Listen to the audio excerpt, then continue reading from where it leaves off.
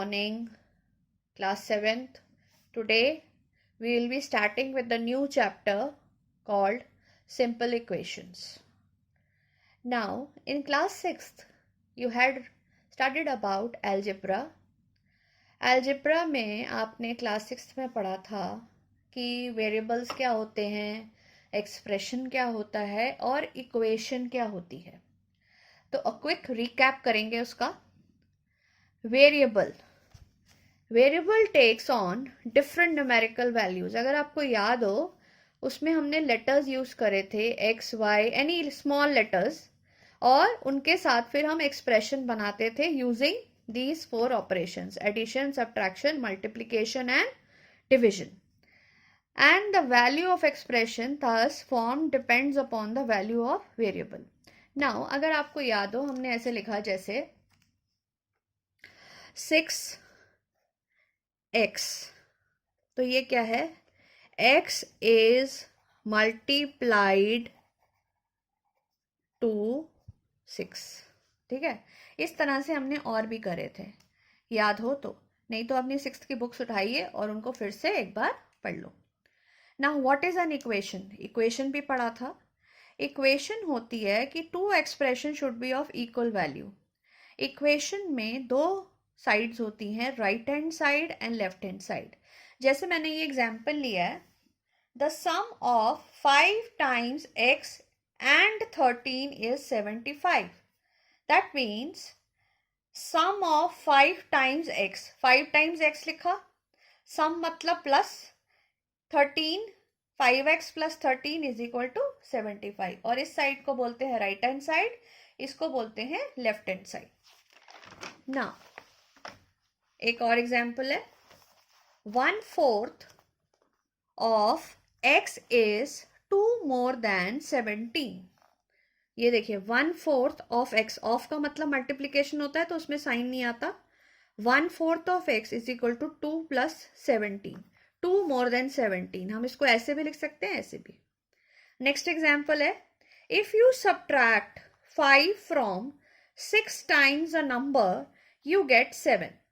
So 5 times a number, मतलब यहां number नहीं दिया तो हमने नंबर ले लिया z. 6 times z from 5, from मतलब 6z पहले आएगा, -5, answer is 7. Now right equation in statement form. मतलब अगर आपको इक्वेशन दी हो तो आप उसको स्टेटमेंट फॉर्म में कैसे लिखेंगे? Taking away 5 from x gives 9. Now taking away from x gives 9, x minus 5 is equal to 9. ठीक है, अब यहां पे है 5m divided by 5 minus 2 is equal to 6. You get 6 when you subtract 2 from 1/5, 1/5 of the number. या 1/5 लिख सकते हैं या 1/5. इस तरह से आपको अभी एग्जाम्पल्स करें, अभी आप एक्सरसाइज में करेंगे, you will be more clear now. Now 4.1 says complete the table. मैंने इसके सिर्फ 2 पार्ट्स लिए हैं बिकॉज बाकी पार्ट्स बहुत इजी हैं, आप आराम से कर सकते हैं. इक्वेशन है x plus 3 is equal to 0. Value given है 3. आपको वैल्यू पुट करके देखना है कि ये इक्वेशन है या नहीं है. मैंने यहाँ 3 की वैल्यू पुट करी. 3 प्लस x की जगह 3 plus 3 is equal to 0. जब मैं 3 और 3 को प्लस करती हूँ मेरे पास आता है 6. तो ये कैसे सेम हो सकता है? तो ये वैल्यू गलत है. अब मैंने वैल्यू ली x is equal to -3, उसी टेबल में है, तो मैंने x की वैल्यू डाली -3 plus 3 is equal to 0. एक प्लस एक माइनस, आंसर 0 हो जाता है. तो 0 0, यस, इसकी वैल्यू ये ठीक है. ये आपने पूरा टेबल अपने आप करना है. क्वेश्चन 2 क्या कहता है? Check the value given in bracket is correct. Again the same thing. Equation में आपको वैल्यू पुट करके देखना है कि वो सही है या नहीं है. फर्स्ट वाला है n plus 5 is equal to 19 और n is equal to 1. तो n की जगह 1 डाला, 1 plus 5 is 6. क्या ये 19 के इक्वल है? नो. चलिए एक और पार्ट देखते हैं। 7n + 5 = 19, n = 2। अब यहाँ 7 और n आपस में मल्टीप्लाई हो रहे हैं, तो हमने भी 7 और 2 को मल्टीप्लाई किया, हमारा आंसर आ गया 19 = 19। तो ये हमारा आंसर राइट है। नाउ क्वेश्चन 4 क्या कहता है? Right question for the following, equation for the following. 10 times a is 70। a is 10 times मतलब 10 से मल्टीप्लाई हुआ है और आंसर देता है 70। So your answer is 10a = 70। Now I have taken one more part, fourth. The number b divided by 5 gives 6. b by 5 is equal to 6. If you take 6 from 6 times y gives 4. तो 6y minus 6 is equal to 4. Now write the statements for the equation. इसमें क्या करेंगे? When 4 is added to p we get 15. इस तरह से कर सकते हैं। फिर we get 6 when m is multiplied by 3 by 5. इसमें क्या कर सकते हैं? 4 times b subtracted from 2 is equal to 18. ऐसे भी कर सकते हैं, ठीक है। इनके आपने स्टेटमेंट्स लिखने हैं, खुद भी लिख सकते हैं। ओके, नाउ अगर आप चाहें तो मैं लिख देती हूँ, बड़ा आसान है। हाँ जी, 4 added to p we get 15. Then we get 6 when m is multiplied by 3 by 5. 2 is subtracted from 4 times p and we get 18। इस तरह से, ठीक है। Now question 6, set up an equation. अब प्रॉब्लम सम में दिया हुआ है, you have to find the equation. Irfan says that he has 7 marbles more than 5 times the marble of Parmeet has. Irfan has 37 marbles. Take m to the number of Parmeet marbles. हमने परमीत के marbles m लिए। परमीत के marbles जो m हैं, इरफान के marbles उसके 5 times और 7 मोर हैं। तो 5 टाइम्स मीन्स 5n प्लस 7, हमने ये लिखा। आंसर कितने मार्बल्स हैं? 37। तो दिस इज योर इक्वेशन। थोड़ा प्रैक्टिस करेंगे तभी आएगा। लक्ष्मी's father is 49 years old. He is 4 years older than 3 times Lakshmi's age. Take Lakshmi's age as y. हमने लक्ष्मी की एज y ली, उसके फादर जो हैं 4 टाइम्स ओल्डर मतलब +4 है, किसमें? 3 टाइम्स लक्ष्मी एज के। तो 3 टाइम्स लक्ष्मी की एज होगी 3y plus 4 is equal to 49। इनको कहते हैं इक्वेशंस बनाना। Now we have finished 4.1। I want that all of you should practice all the sums of 4.1. Okay, thank you. Yes, class 7. In my last video, I told you about how equations are written, how statements are written for equations. Today, we will solve equations by different methods. Trial and error method, ये आपने 6th में भी किया, 4.1 में भी किया। आपने कोई भी वैल्यू ली और इक्वेशन में डाली तो आपकी आंसर है, करेक्ट है या नहीं है, आपने देखा। अब जो हम मेथड करने वाले हैं ना, वो है सिस्टमिक मेथड, जिसमें हम इक्वेशन का बैलेंस खराब करे बिना उसकी वैल्यू निकालते हैं। देखिए मैंने एक बैलेंस बनाया है। दोनों साइड पे अगर हम कोई भी चीज प्लस, माइनस, मल्टीप्लाई या डिवाइड करते हैं, हम उसकी इक्वालिटी को खराब नहीं करते हैं. A balanced equation is like weighing balance with equal weight in two pans. If we add, subtract, multiply or divide on both the sides, equality holds. मैं चारों के एक एक एग्जाम्पल दिखाती हूँ आपको, आप देखना इक्वेशन खराब नहीं होती है. Now, first example is x minus 6 is equal to 18. मुझे कैसे पता 6 ही लेना है? मुझे ऐसे पता है 6 लेना है बिकॉज मुझे यहाँ पर x जो है अकेला चाहिए.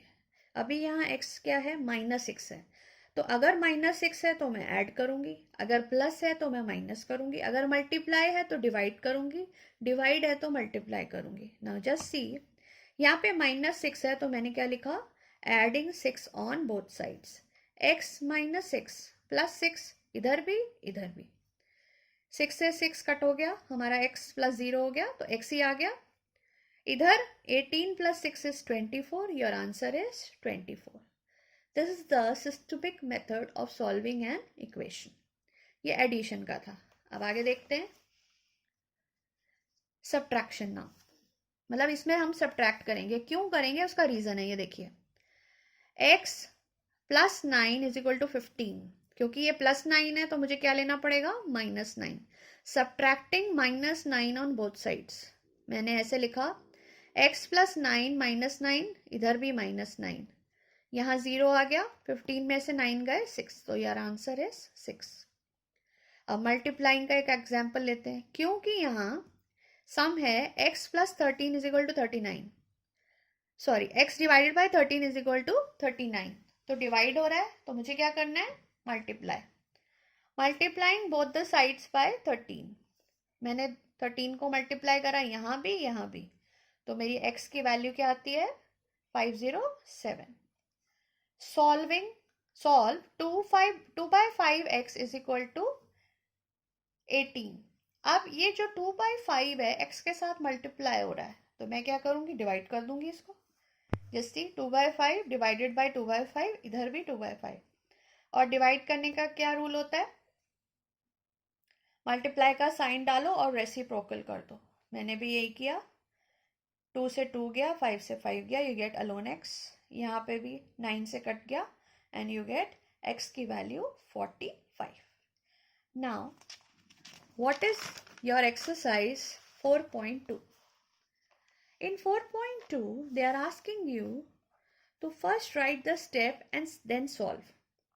तरीका वही है, बस हमें ये देखना है कि हमें प्लस, माइनस, मल्टीप्लाई या डिवाइड करना है. So I have taken 3 examples of question 1.